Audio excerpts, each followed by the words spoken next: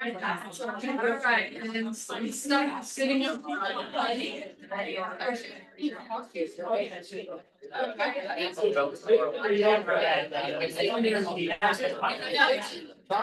Front she's up an hour earlier.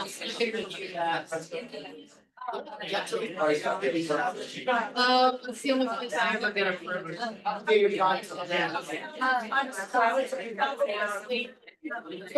Yeah.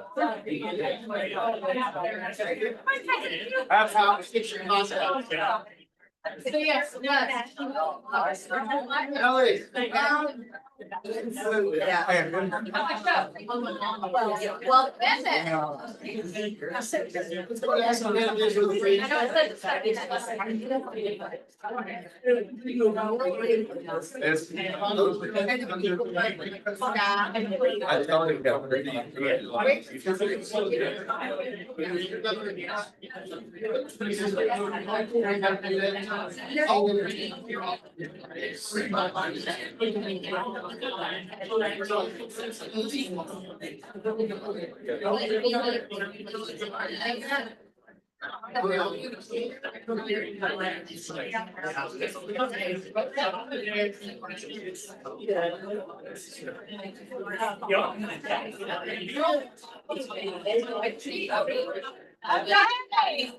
Well, how's everybody going?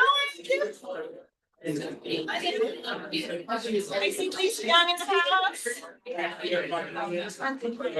All right. Oh, Jamie. There we go.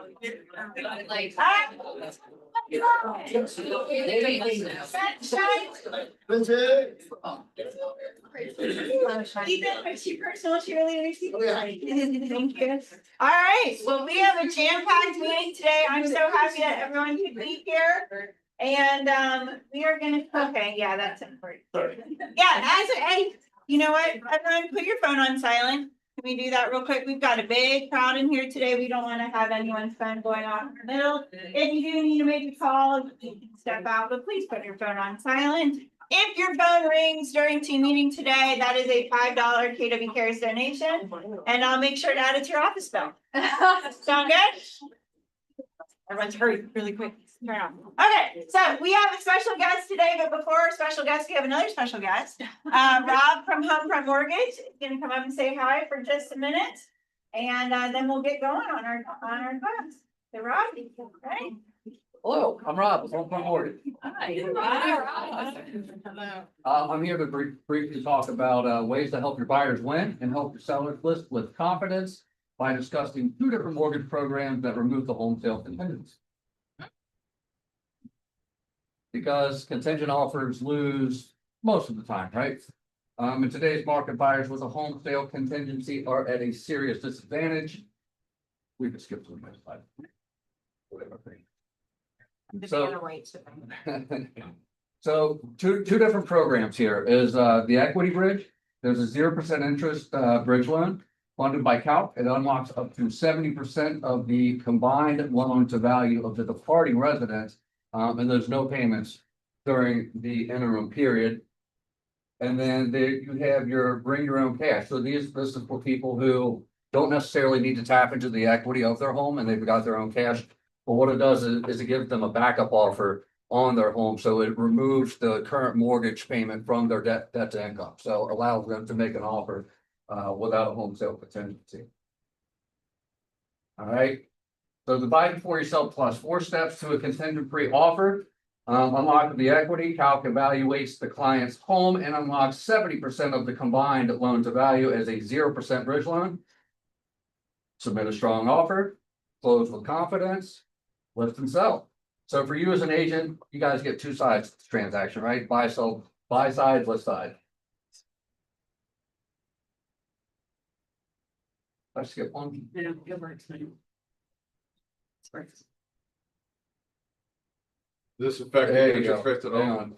Perfect. Do they gotta pay like a higher interest rate or anything like that? It's market rates. Yeah. I'll be available to answer questions about this afterwards. My office is actually right there by the kitchen, and I'll be hanging out in the kitchen eating some food afterwards. So All right, and then for your bring your own cash plus, again, this is for your buyers that don't necessarily need to tap into the equity of their home. They have their own fund, but maybe their debt to income's a little high, so they need to sell before they can buy another house. The 4 steps here: secure the backup, clear that DTI hurdle, close with their own funds, and then list a full value. All right, the guaranteed backup agreement. It's a real commitment. It's not a loan product. So it's a binding purchase offer if the open market does not deliver. They have 180 days to sell their home. They have to list within 60 days and 180 days to sell the home. So they can list with confidence. Your seller knows it's the home sell, which means you can market without urgency. And then the upside stays with the client. So if the home sells above the backup offer, obviously your client's going to keep those proceeds. So it's a win for your clients and a win for your business. For your clients, they buy with confidence, stronger offers, no rush sales, no double payments, and a real safety net. And then for you, close more deals, more two-sided transactions, stronger pipeline, and easier conversations. Any questions about it? I'd love to make your next deal an easy one. So, send me your next contingency burden buyers, and I'd be happy to help. That's all I got. I'm going to make way for the main event. Thanks, Thank you. Well, before we get started, I just want to do a few bucket fills. So does anyone want to fill a bucket before we get started with our main event? Get the energy going. Gratitude. Who wants to share gratitude? Anyone? Anyone coming to, who's coming top 20% event tomorrow? Top 20% event? Am I still gonna go? No. Yeah. I'm teaching and then running there, come on. All right. Well, then I guess you guys are so excited about Anna, so I will not delay anymore. So Anna, come on up. Hello. Hi, everybody. Thank you so much. Okay, so we are talking about leads because leads are plentiful right now, right? Yeah, totally. Okay, yes. Okay, we all feel the same way. So here's what we're going to do. We're going to create ways to generate leads out of thin air. Poof, right? However, we are in the middle of some breaking news happenings right now. Do y'all know the Feds are meeting right now? Yes. It's Kevin Warsh's first meeting. Everyone aware of this? Oh my gosh. Okay. So this is so fresh. I don't even have it on slides. We have it on here. So I want to make sure that we understand this portion of what's going on in the real estate industry, because we can't just report the news like everybody else. Otherwise, we don't sound very smart.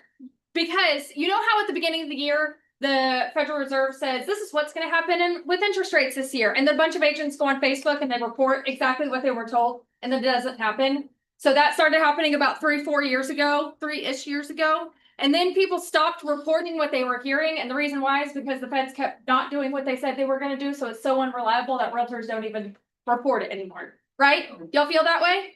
Okay. I want y'all to interpret what is happening. That's the thing that matters. Here's what they're saying. Here's how this is normally showing up. Right? So this comes to economics. So I want y'all to just understand what's happening, why, and where.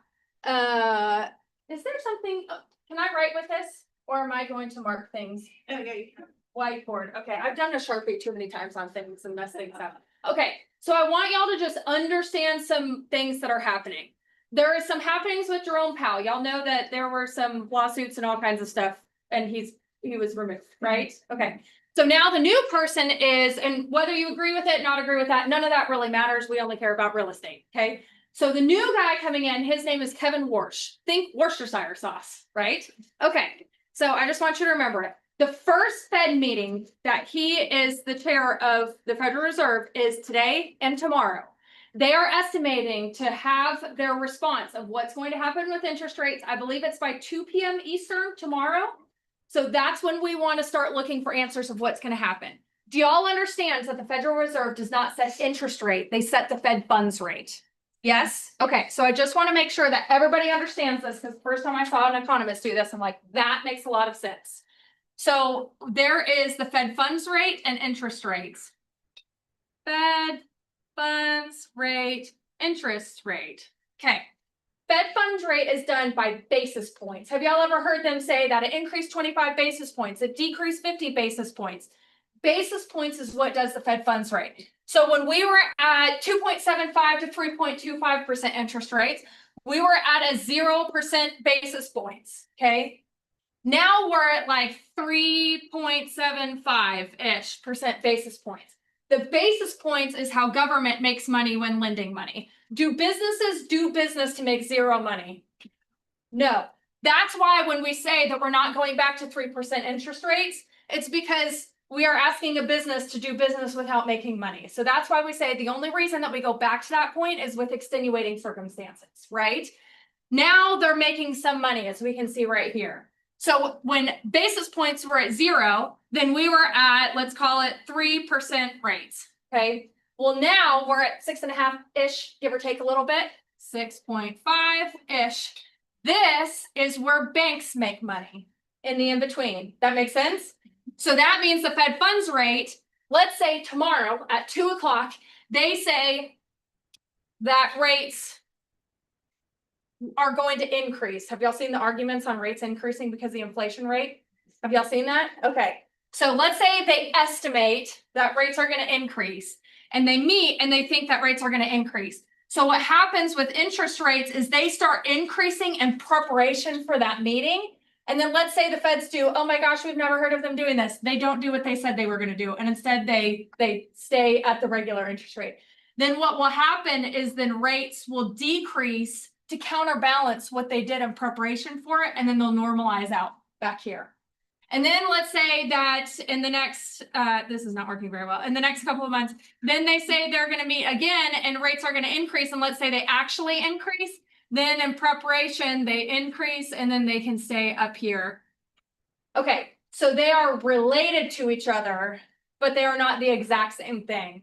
So that's why sometimes there was a time, I think it was Q4 of last year, when feds met and they increased rates, but it was a type of rate that impacted credit cards and car loans. It was not interest rates for housing rates. Make sense?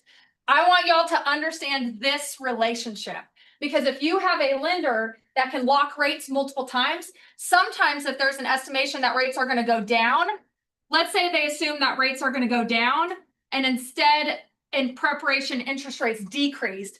But let's say they didn't do what they said they were going to do, rates stayed the same, then they come back up to counterbalance. So you want to lock it right there. But let's say they don't do that, then maybe you can relock one time. There's several lenders that you lock rates one time, or sometimes they'll allow you to do it twice for free, or some people that make you pay for it. Okay, y'all understand this? What's happening right here? Okay, so I want to make sure that that is understood. Can I just ask a quick question? Yes, How ma'am. long is the normalization period usually? How long does it take to counterbalance that? Yeah. Oh, it's kind of like the stock market. Everything happens pretty instantaneously. Okay. Yeah. So it'll change. And that's why it also depends on the lender that you're working with. It depends on the client, with their credit score, with their financials, with their debt to income, with there's so many things that impacts it. But that's why every single bank also doesn't have the exact same interest rate, or every single lender doesn't have the same interest rate. It's because it's dependent upon how much they want to make on their gap analysis, their profit margin. Okay. And then they package a bunch of stuff of loans together, and then they sell those loans. Make sense? Okay. So with Kevin, this is being his first meeting. Typically, you don't want to increase rates on your first meeting. However, the interesting part is Jerome, typically whenever you step down from this position, you then will leave. But instead, his title that he's staying with is he is a member of the board of government is his title. You can stay for 2 more years afterwards. Typically they leave because it's kind of awkward. But in this case, he's staying. All that means for us is there's going to be a lot spicier debates. A lot, it's just going to be more spicy. Okay. So there is 50% of people who are saying we need to increase rates, which is directly related to inflation. And there's a lot of people who are saying, please don't do that. We should not do that, because there are 3 things that decipher the economy. It is GDP, gross domestic product, inflation, and unemployment.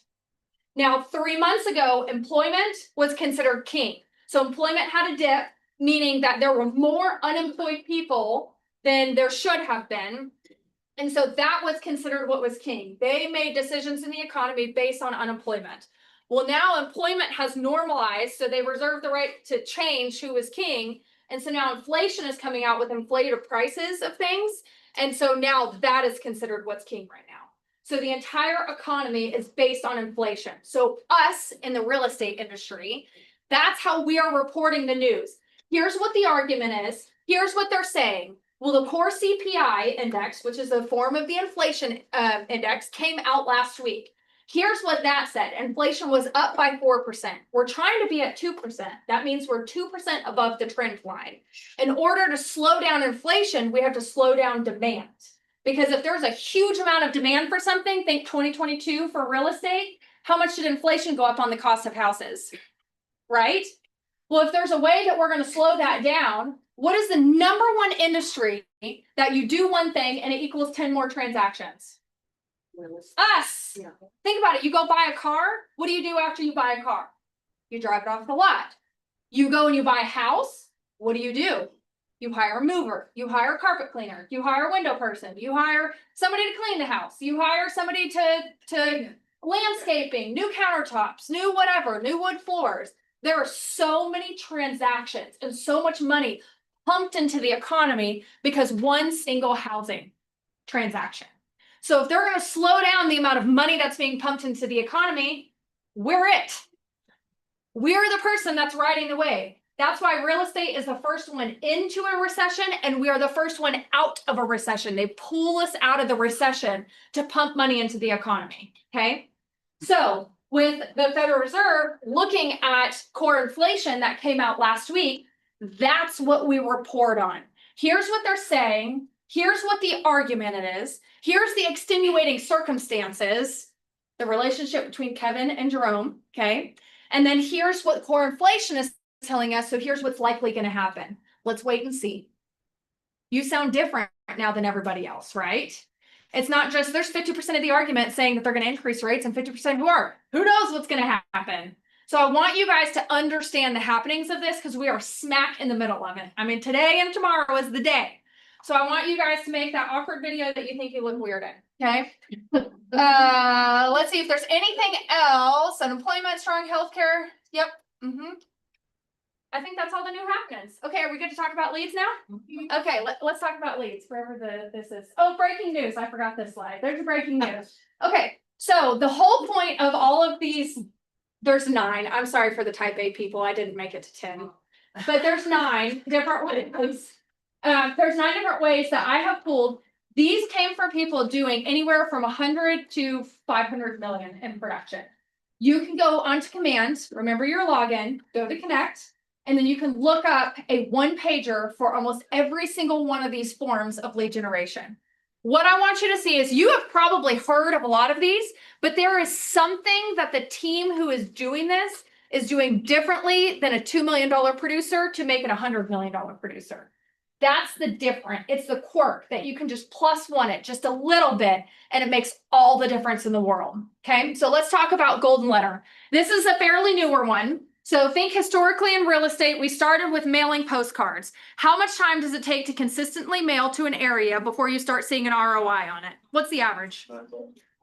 About a year. Yep. I've heard 9 months, 18 months, about a year to 18 months is how long it starts taking in order for you to see an ROI on this. The fascinating part is Golden Letter takes 1. It's essentially a very similar thing with a different MOFR, making offer for immediate response, right? Because mailing, you're just trying to market yourself. Golden Letter, you're generating something. So let's talk about how you do it. Will Van Wickler, he is a whopping 24 years old, making over $1 million a year doing this. And he is in the middle of nowhere in Maine. And I know that this works because when I moved to Ohio, I moved into a house that I purchased over FaceTime, walked into it and said that I hated it immediately. So I started looking for other houses that I liked, and I found a neighborhood, and I figured out which houses in the neighborhood had the layout that I wanted. And I mailed 19 letters to people. I got 6 responses of people saying, yes, you are welcome to come take a look at the house. Yes, we would be open to receiving an offer from you. So this was about 8 years ago, and this is probably about 5 to 6 years old of when they started doing the Golden Letter. The difference is we know that there are conversion ratios on lead generation types. This is a colder form of lead generation, meaning you're going to send 1,000 to 2,000 letters. So you're going to send a lot more of them, but they're cheap. It's so easy to do. So when you're looking at these, the hardest part about this is not overcomplicating it, not adding to it. So it starts with his name, Keller Williams, dear owner's first name. Would you be interested in selling your property at 123 Main Street to a client of mine? If so, please call me on my cell. Thank you, Will. Okay. It is painful to send something this simple. There has been split tests done of it does not matter if it is black and white or if it's in color. The only reason that you would notice the difference is like if you add your headshot there, that doesn't make really very much of a difference, but sometimes it makes people feel better to do that. But essentially you can have a headshot there in black and white and it doesn't make a hill of beans difference. What does though, is you have to show some form of human effort in the envelope that you send it in. So you can't have the envelope like this. You'll notice this is just printed. You can print 1,000 of them. You don't have to handwrite it. You don't even have to handwrite the envelope that you put it on. What does matter is you show the form of human effort. So you can print addresses that it goes to on those little stickies that has, you know, the little rectangle stickies that you can put onto an envelope. If you put the sticker onto the envelope, it shows human effort. If you put the like not printed postage stamp on there, you put a sticky postage stamp on there, it shows human effort. That's what the difference is. If you overcomplicate it and you add too many words and it's printed on there and it's got a printed stamp, then you look like one of those window replacement companies that's sending those letters in the mail. Y'all receive those? Yes? Okay. That's the difference. This statistic shows it works. Do not overcomplicate it. Don't add too much to it. So how do you know where the heck to send these? Where should you lead generate? So this has changed fundamentally, the math has, because the amount of units being sold in a particular area. So across the country, we've had a 40% decrease in the amount of units sold. So that means the percentage that you're looking for in a turnover rate in a neighborhood has fundamentally changed. So the way you calculate it is you take the total number of homes sold in a previous 12 months for the area that you want to send this to, divided by the total number of homes in the neighborhood. So let's say that there's been 30 homes that have sold in a neighborhood or an area of 500 homes. That gives you a 6% turnover. The numbers used to be a 6% minimum and you're looking for an 8%, but when you've had a 40% reduction, the total amount of units sold across the country, the percentage is going to change. You're going to have nowhere to send it. Now the numbers are an absolute minimum of a 4% turnover ratio, and 6% is great. If you can find anywhere over 6%, that is awesome. You should be mailing that particular area. What you're looking for is you don't want to just send 1,000 letters to an area and then there only be one home sold in the previous 12 months in that area. You have virtually no way of recouping your cost, no ROI available in that particular area. So that's how you know the math of should I mail there or should I not mail there? Think about it this way. When somebody is saying, I want to purchase in this particular area, do they pick one neighborhood and that's the only neighborhood they're going to live in? Or do they pick usually a 10 to 15 minute radius of where they're looking? You've got plenty of area to look for. Okay. So what information and where do you get it? You are looking for first name, last name, address, that information. I have gone online. I asked ChatGPT, what are the 3 main sources? Because you can get it from realist tax records, like off of the MLS, but you may want to go and get third-party sources. You can get a picture of this. This is the 3 top sources, locations to get the data. Let's say you want some additional data, like you want to put in, you are wanting to mail the houses that have 3 bedrooms and 2 bathrooms and at least 1/4 of an acre, right? So you have additional places that you can get this information. I would list these 3, put it into your form of artificial intelligence, which by the way, you get Gemini Plus for free.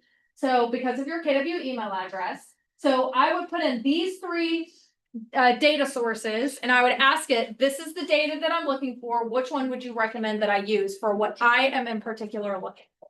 Okay. So you get the contact info. The way you do this is the most complicated part is the phone system. Does anybody have a Google Voice phone number? Multiple? Okay, multiple. They're free. They're easy. Now, one thing you must do is it must connect to a personal email. It cannot connect to a white labeled email, like your KW email is a white labeled email through Gmail. So it has to connect to a personal email, but it's free.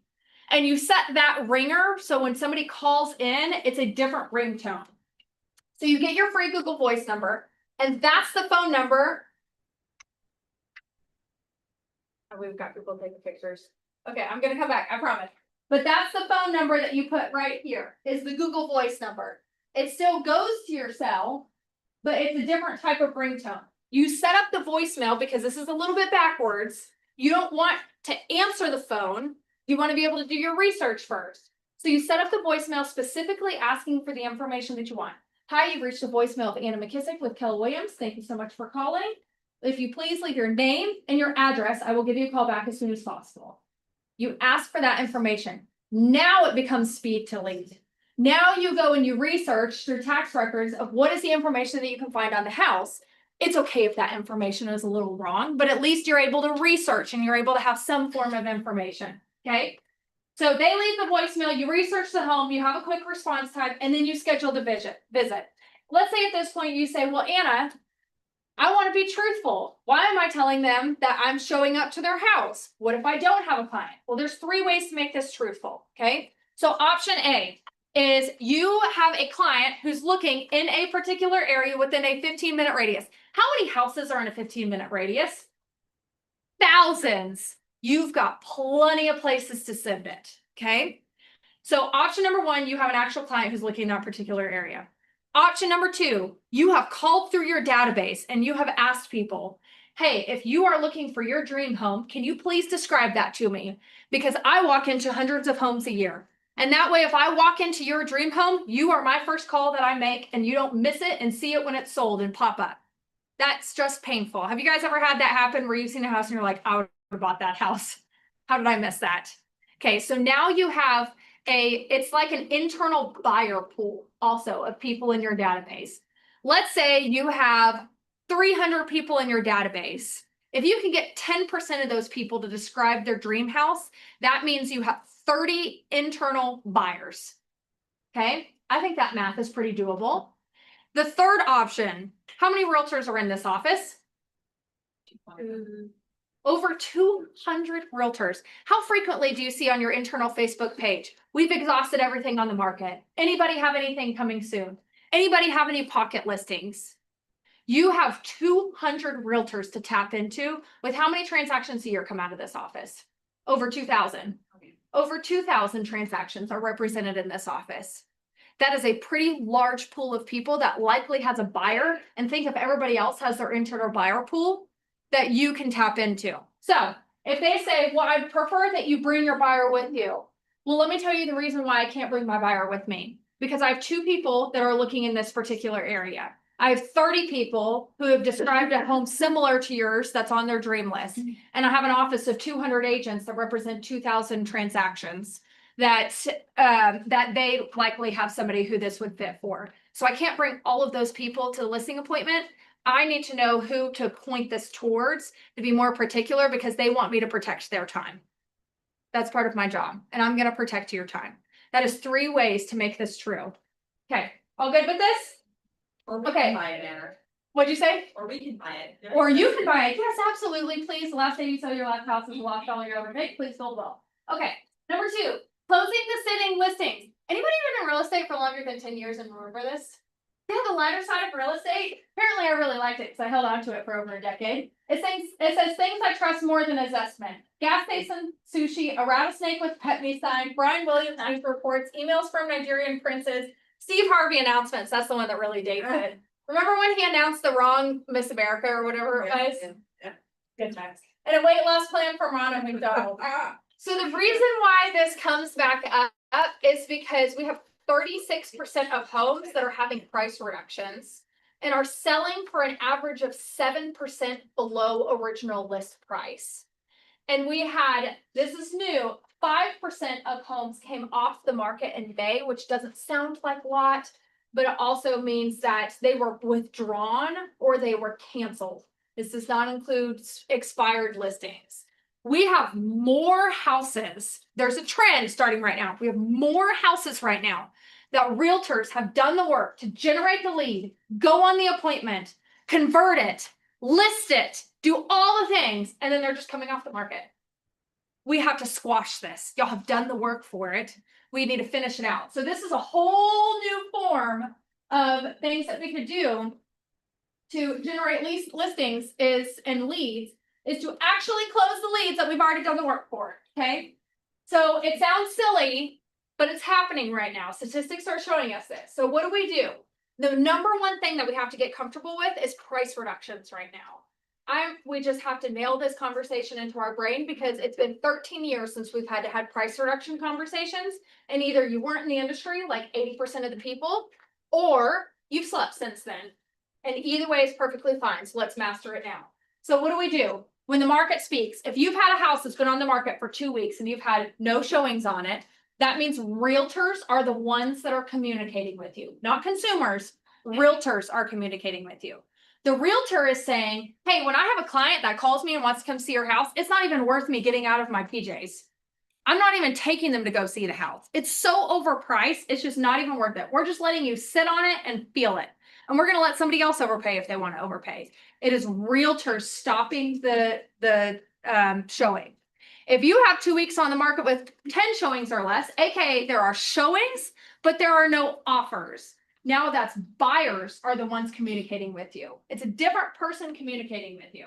The equivalent of what they're doing is they are essentially going and looking at the house and saying, I'm not purchasing this house for this price. Because we know the 3 things that determine a house selling is price, condition, location. Location is unmovable. Condition is fixed by price. Price is the number one thing that's king, right? If you pull up the national debt clock, you can see that Americans on average have $2,500 net to their name.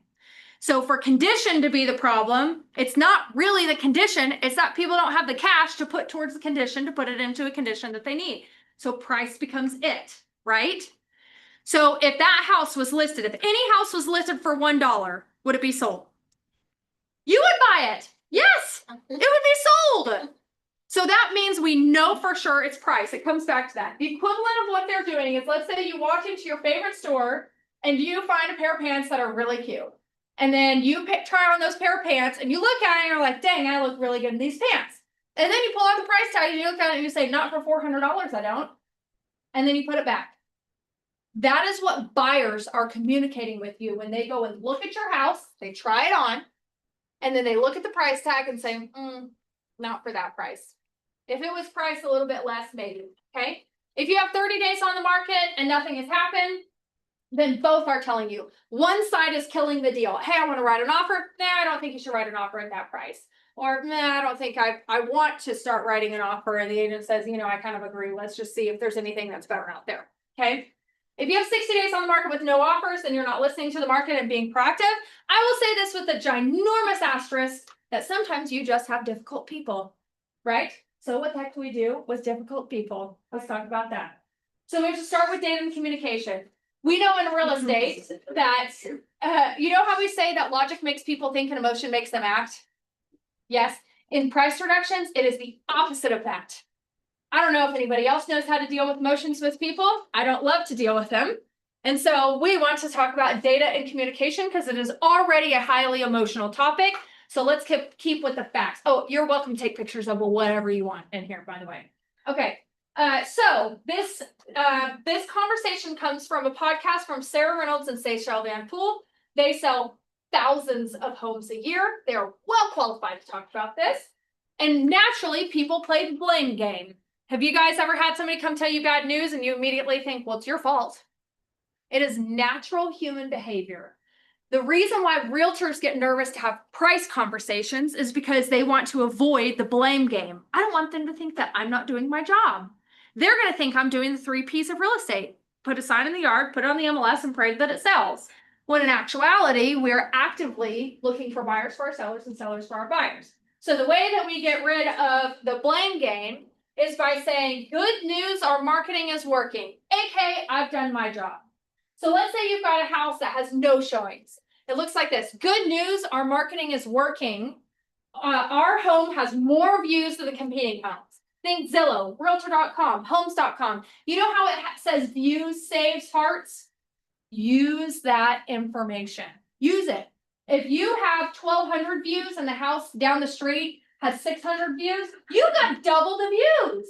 If your house has 64 hearts and the other houses have 23 hearts, then use that. People like it. It's interpreting that there's something else that's wrong.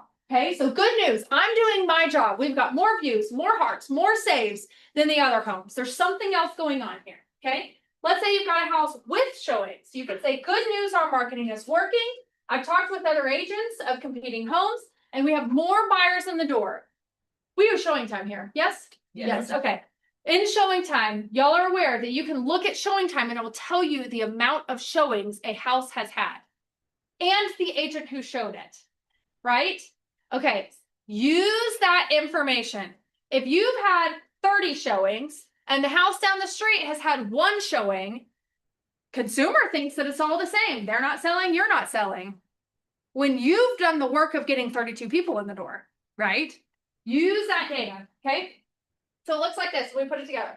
The ends, actually, let's do the end one. It says the market seems to be telling us that an X adjustment should get us into offer territory. If there's one thing that you learned from this class, let it be this one phrase. It will serve you well. So let's break it down. It says the market seems to be telling us, not I think, it should. There's zero opinion involved here. It doesn't put one side versus the other side. It is you and your client in the market. It is y'all versus the market. You are selling to the market. You're not buying. They're not buying their house again. The market is buying. So the market is telling us that an X adjustment, it's okay if this is a range, 20 to 30,000. It's okay if this is an amount, 30,000 adjustment. Should get us, we don't have a crystal ball. We cannot say this is when you will get an offer, but it should get us into offer territory in the area of an offer, because we can't promise when somebody is going to show up and write that offer. So here's what it looks like. Good news, our marketing is working. We have more views than the competing homes. We have 1,200 and the next homes around us have on average of about 600. That means the market seems to be telling us that a $25,000 price adjustment should get us into offer territory. What do you think about that? And now we listen. Because again, it's not our job to determine the market, it's our job to interpret the market. So let's say we're really going to double down on these difficult people because people have price dysmorphia and time dysmorphia right now. Meaning, I don't get it. My neighbor, 6 houses down, sold 4 months ago for $20,000 over list price. Yeah, that was 2 years ago, and that was 2 neighborhoods over. Okay, so we have to break past a lot of that.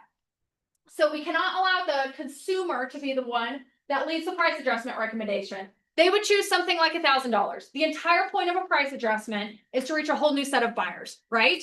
So have you ever played 2 Truths and a Lie? Yeah. Don't remember that? Okay, so we're gonna do that. So, well, not exactly that, but this is exactly how I would say it to a consumer, because you're gonna lighten the mood, you're gonna tell them what they're gonna think, and then you're gonna present the options so that they define it in the way that you want them to do it, okay? So we're gonna essentially play the real estate version of 2 Truths and a Lie. I'm gonna give you 2 bad ideas and 1 good idea, okay? And then I'm gonna allow you to choose which one you would like to go with. So option 1, do absolutely nothing if our house is sitting. Well, we know that the definition of insanity is doing the same thing over and over again and expecting a different outcome. So we know that's likely not going to work. Option number 2, this is a medium option. I'm not going to say it's the best. I'm also not going to say it's the worst. It's an option. We could do something called a paper cut price adjustment. And what that looks like is if I'm telling you that the market is telling us that a $25,000 price adjustment should get us into offer territory, and the seller says absolutely not, $5,000 at most, otherwise it's your fault. Then what you can do is you can say, well, why don't we do something called a paper cut price adjustment, where we do price adjustments every single Friday, and then we can spend the week marketing trying to elicit an offer before we do another price adjustment. So that means on, let's say, the first Friday, we do a $5,000 price adjustment. And then you market the entire week to see if you can get an offer, and you don't get an offer. So week number 2, you do a $5,000 price adjustment. You market the whole week and see if you can get an offer. Or week number 3, you do a $5,000 price adjustment. You market the entire week, you don't get an offer. What does the general public think is going to happen in week number 4? A price adjustment. Where does the general public believe that your floor is for this house? There isn't one. Yeah. Or they make it up, or it's severely less than what you think. And they just send it out there. So it's not the best option, but it is an option. And I've been teaching this for probably about 4 or 5 months now. And I've had several people come back and be like, that really difficult person, they chose this option, but it worked. It took us 3 or 4 price adjustments. We got it sold. It did the trick, even though it was really painful. Okay. Because you're doing public price adjustments. Option number 3. This is it's good, better, actually bad, better, and best. Okay. This is the best option. So option number 3 is doing a private showing deal, aka reverse offers. Has anybody done a reverse offer anytime recently? 1, 2, 3. Oh, this is a lot more than normal. That's fantastic. Anybody had your reverse offer accepted? No? Oh my gosh, I've heard of at least 5 reverse offers getting accepted recently. So the premise of a reverse offer is you have a house listed. Let's say you're a buyer's agent and you go and write an offer and you sign the buyer field. Yes? I feel like this should be really confident. Yes. Yeah. Okay, we sign the buyer field. A reverse offer is writing an offer and you sign the seller field. The sellers are writing the offer to the buyer. It's not super complicated. Granted, call the buyer's agent. They're going to look at you like you have 4 heads. They're going to be really confused. They haven't received one. They've likely not been in the real estate industry long enough to know that these are a thing. But let's say you've had 15 different showings on a house. It's not moving. And let's say your seller says, I'm not doing a public price adjustment. You don't have to write your offer for what's listed for in the MLS or the terms that it's listed for in the MLS. You can write it for whatever the heck you want to write it for. So you could do a offer to every single person that has shown the home. We love your broker. Please do not do that all at the same time. Do them one at a time. Okay. So you write offer number 1 for $5,000 less. It's no. You write offer number 2 for $5,000 less. It's a no. You write offer number 3 for $5,000 less. It's a no. What is your seller more willing to do on offer number 4? Okay. Let's try $10,000 less. It's a no. Offer number 5, $10,000 less. It's a no. You go all the way through all 15 of your showings, and eventually, let's say maybe it gets accepted, but let's say you get to the end and nobody accepts it. What is your seller more willing to do once they're completely out of options? Let's do 1 single price reduction on the MLS. Nobody is guessing our floor. It just is what it is. It's a private showing deal. And you just generated 15 offers out of thin air. You look like the hero here. Okay. So those are our 3 different options. Bad, better, best. Okay. Okay. Number 3. How are we doing on time? Not great. Number 3. We're on number 3 and we're 46 minutes in. I promise we can do this. This is a quick and easy one. So it's one-to-many relationships. If you look at your database, how many people in your database can give you several transactions a year? If you have all one-to-one relationships, meaning it's just normal, regular humans who own a house, technically, yes, they can give you 10 different transactions.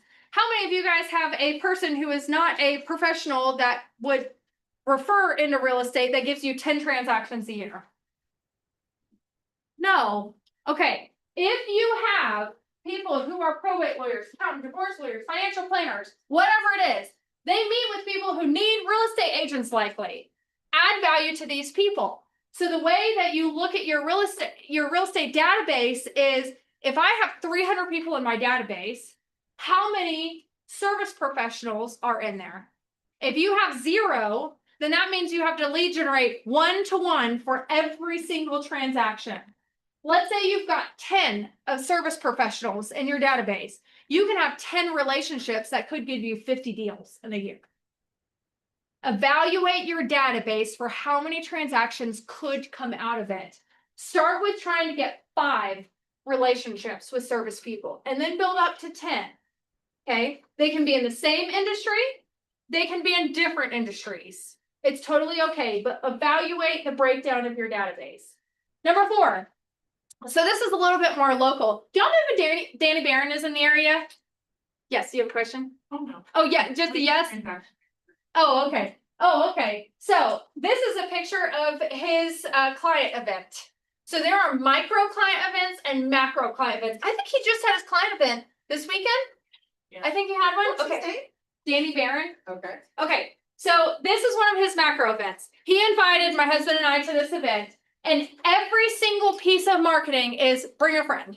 Bring a friend. What friend are you bringing? Did you register your friend? Is your friend coming? Don't forget your friend. And guess what my husband and I did? Brought a friend.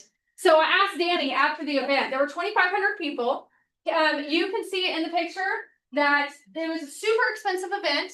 He used his church as the location, which he got for free. He served popcorn, as you can see right here. He served coffee, as you can see right here, and he served water. And that's it. Very expensive. Now, well, this is where the real expenses came in. He flew in Trey Kennedy, which is a Christian comedian. And it was awesome. But he got Trey Kennedy like right before Trey Kennedy got really big. It was kind of like right on the early days, so he had it right at the perfect time. However, I asked him, how did it go after the event? He said in this particular event that he added 750 people to his database, and they received at the event 11 transactions.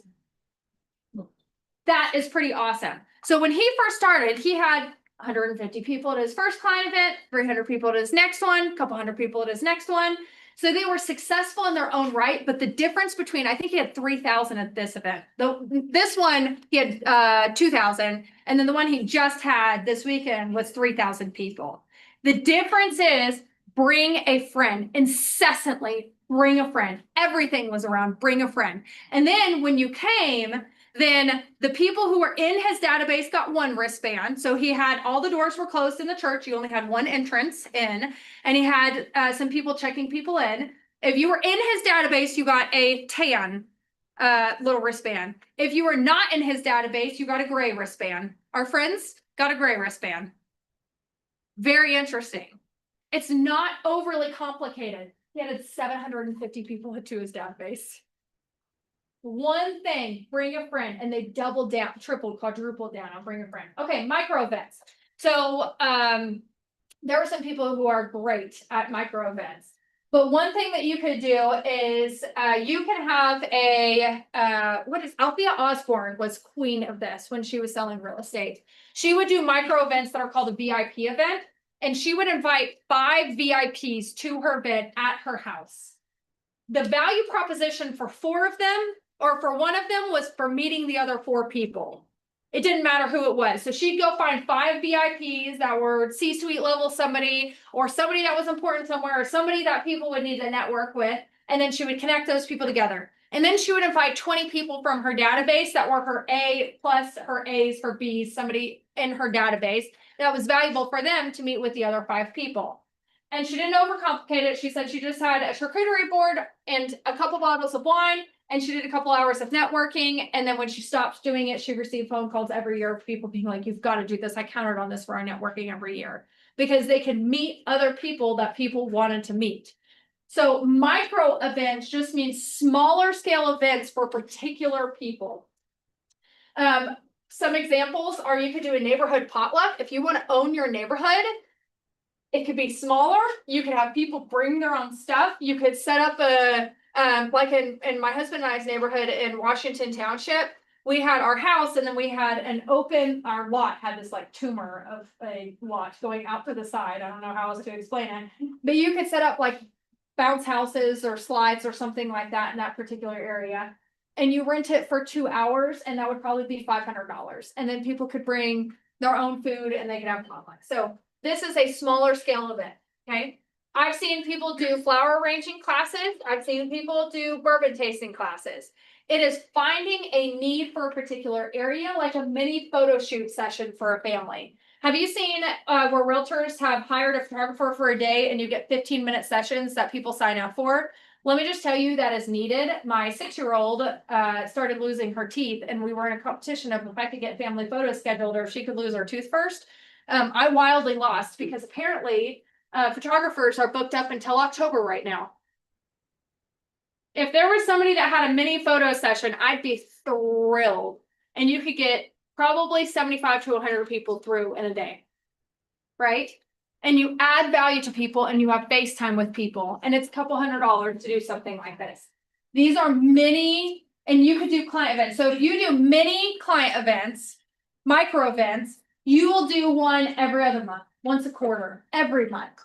If you do macro events, you will do those once or twice a year. Okay. And that's a form of your lead generation. Number 6, there was a team in the DFW area that their one form of lead generation was calling through their database and telling them, because you're in our database, don't forget you get free party rentals. First come, first serve. You just need to reserve it on a Friday, come pick it up, and then bring it back on a Sunday. You get it all for free. There was an agent in the Dayton area that said, I could do that. She doubled her business that year, and she bought a large bounce house, no, a large slide, a small bounce house, and a margarita machine. And then she kept them in her basement, and then her clients she'd put them on her front porch at 5 o'clock on a Friday. They would come pick them up, and then they would have to bring them back by 5 o'clock on Sunday. That's all they did. She didn't go deliver. She didn't go set up. She didn't have to, I'm sure there's insurances and all that kind of stuff, but it's super simple. And all she did was call her database and say, you get free party rentals because you're in my database. If that's the type of people that you are serving. Maybe you have, maybe your average clientele has kids that are doing birthday parties. Now you're not just calling saying, who do you know who's thinking about buying, selling, or investing in real estate? You are calling to offer something that you bought one time as a tax deduction and get to use multiple times. Now, what you can do to turn this into real estate is there's a Ben Kinney script, dialogue of what are your real estate related plans for this year? I'd love to help support those. And they're going to say, well, what do you mean by that? Well, do you want to buy or sell, or do you want to fight your taxes, or do you want to add on to your house, or do a renovation, or clean your gutters? Like, what do you want to do this year, and how can I help support you with that? That's how you turn it into real estate. Hey, I just want to know what your plans are for this year. How can I help you with that? That's a lot less scary to have that conversation. But now you're in contact with your people that you feel really good about reminding them. More conversations equals more leads. But the biggest reason why I see people not calling their database is because they don't feel like they have a reason to do it. So we're going to find any which reason to do it, right? Okay, number 7 is a social media engagement strategy. Have y'all heard of Rachel McAdams Lee? She has something called the 5-5-5 strategy. It's engaging with 5 different people. That's the one that's a variable. It depends on how many leads that you want coming from your social media. So engage with 5-ish people. Leave 5 comments. I'm not talking just be the silent creeper that's liking people and looking and seeing what's going on. You actually engage with them, 5 comments, and the comments must be 5 words or more. This is the small little +1 that makes a wild difference. The reason why it's 5 words or more is because typically if you're engaging in social media, you might say, so cute, looks great, have fun, congratulations. Those are all 2 and 1 word phrases or words. 5 words or more requires a little bit more of an engaging conversation. You are more likely to ask a question. You are more likely to say something that's engaging for them. And then have you guys read the book from Will Guidara called Unreasonable Hospitality? No. If you have not, it is absolutely incredible. And what you can do is you could take your social media strategy to turn into unreasonable hospitality. People put their milestones and their stories on social media, right? Right. Okay. So that means we get to see front page what is important in people's lives that they found were so important to post on social media. If you have your A+ people, you can send them a gift. Flowers, a gift basket, something in the mail, something in congratulations. If you have a B person in your database, then maybe that person you send a card in the mail, or just something small. If you have a C person in your database, then maybe you just call them, right? But calling them is acknowledging them a heck of a lot more than just commenting on Facebook or Instagram. So think about it this way. You have a client that, let's say their kid just graduated from high school. You call the parent and say, congratulations, you survived, you made it this far. Okay. Tell me about where's your kid going? What are their plans? How are you feeling about being an empty nester? How are you feeling about dropping them off? You're having a more engaging conversation because you saw something that happened on social media, so you can have unreasonable hospitality. But people put the funniest things on Facebook. Like we just had an operator that is trying to hike he's an operating principal in Columbus.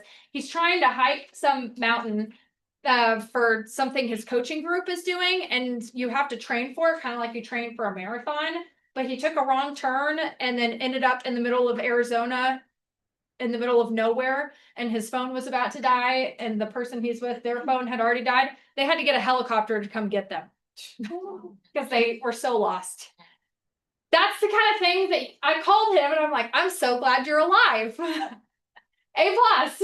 I'm glad you made it here. How about next time we bring an additional charger?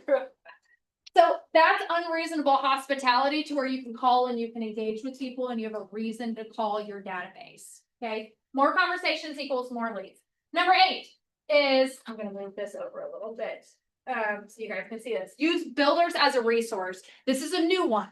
And I'll tell you the reason why this is important. Because builders, you know, when you build or you develop a neighborhood, all the money is made on the back end. Y'all realize that, right?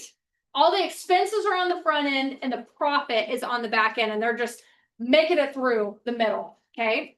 So they are not locked in on rates right now. So if you have people who are locked in on lower rates, they're not locked in. They have to sell their inventory. They don't have to sit on houses.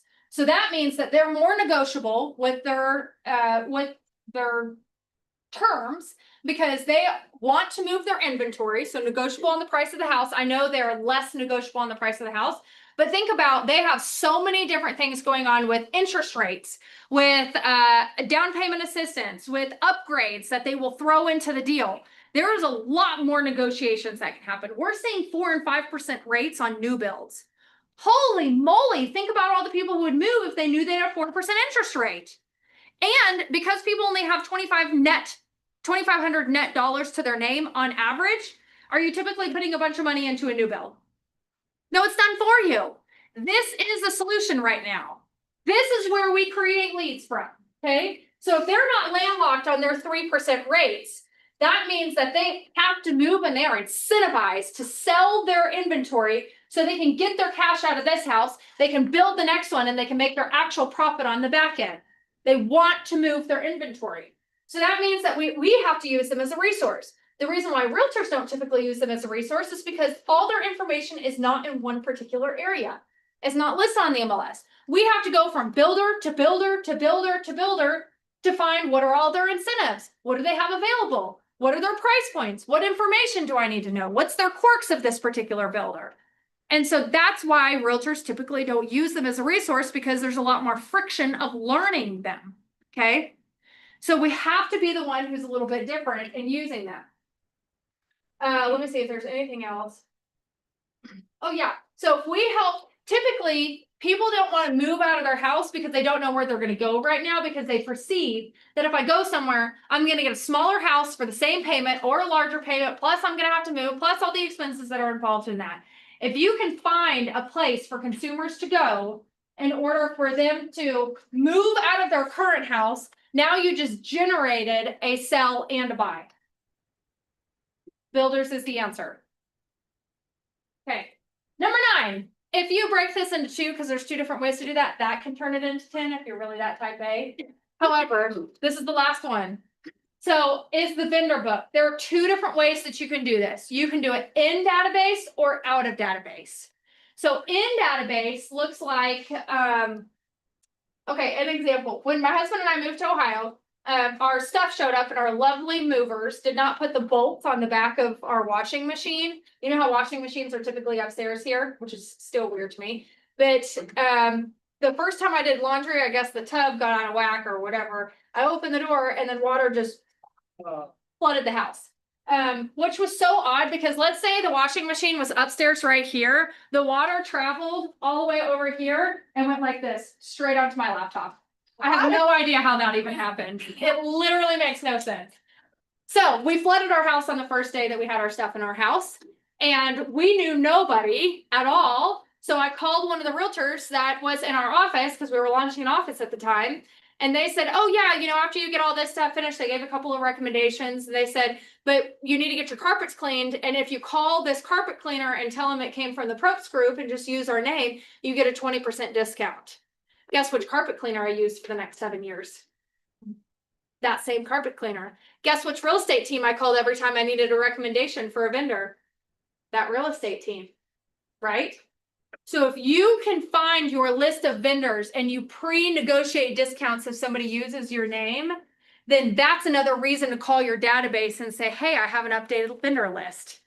Would you like the updated vendor list? What are your real estate related plans for this year? I will go find a vendor if I don't already have one. I will negotiate a discount, put it in the vendor book, and I will send it to you. Because they want somebody who's reputable, who's actually going to show up on the day that they say, on the time that they say, do the work that they say, and not going to change the price that they say, right? It shouldn't be this difficult, but it is, unfortunately. So there is a huge need for a vendor book. One thing that another real estate company does is it's actually the same company that does the bounce houses, that does 250 million in the DFW area. One thing that they do is they call around Christmas time to their database and they say, hey, if you want to use our lights vendor to put up your Christmas lights, we will give you the lights, and which that is expensive. You don't have to do that. And we've already taken care of 20% of your bill. Just go ahead and call them. Okay. Now, they didn't pay for 20% of the bill. They negotiated a 20% discount. But the way you say it is so important. We've already taken care of 20% of your bill. That's a huge value proposition. That's awesome. Okay, so that's how you do it internal. External, the way that you do the vendor book is, let's say you want to own your particular area. There's an agent, her name is Missy Phipps.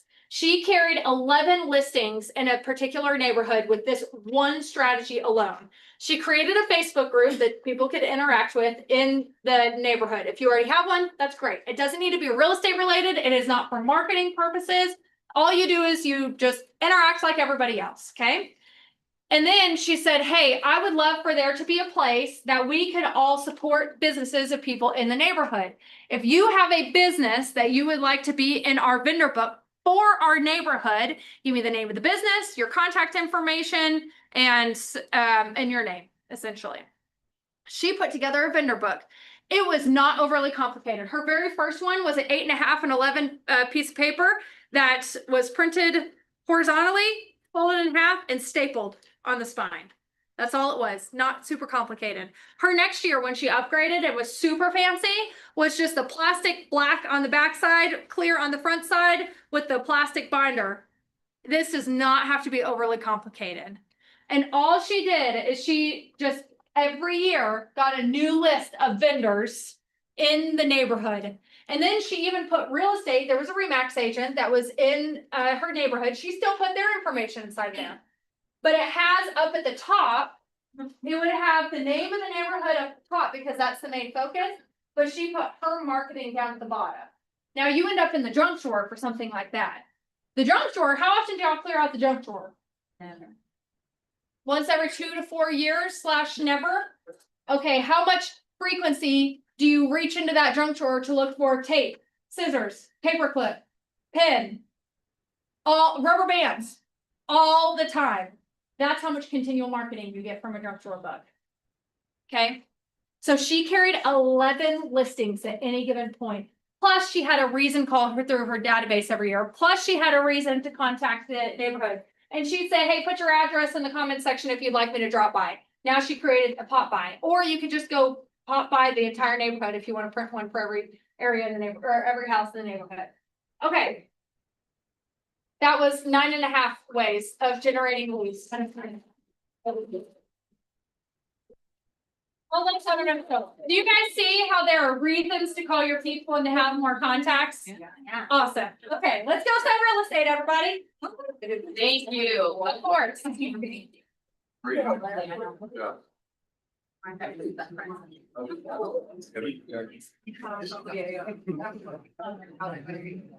You ever hear me?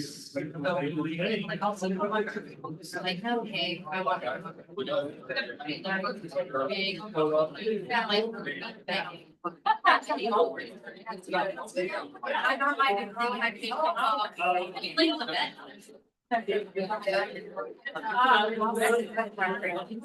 Well, I think. That's 30 days around. Yeah.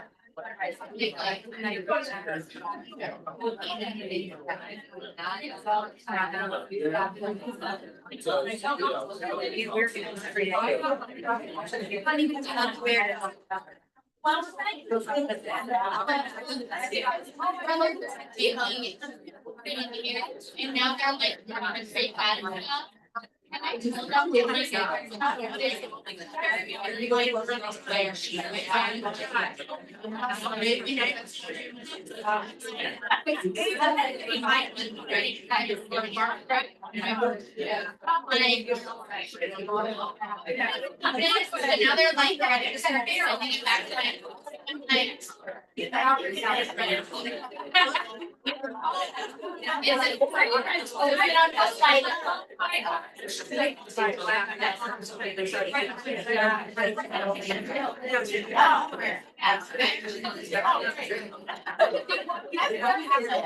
I know.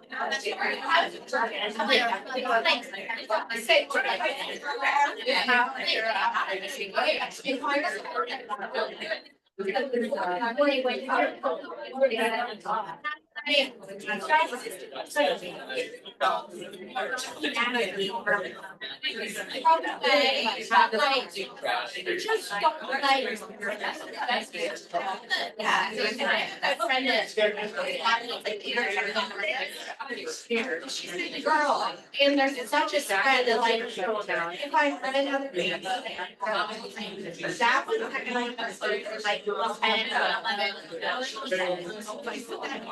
was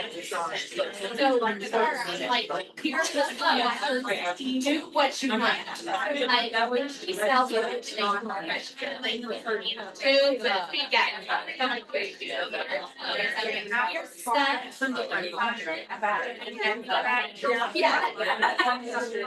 thanks somebody. That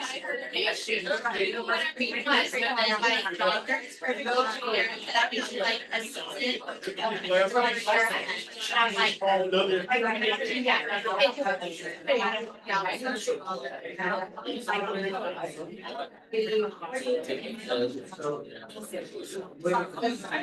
Hey guys, hey, TCB,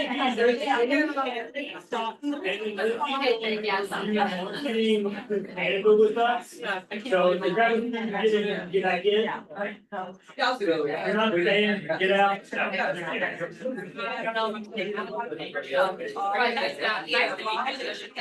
And if you're not TCG, you don't have to leave.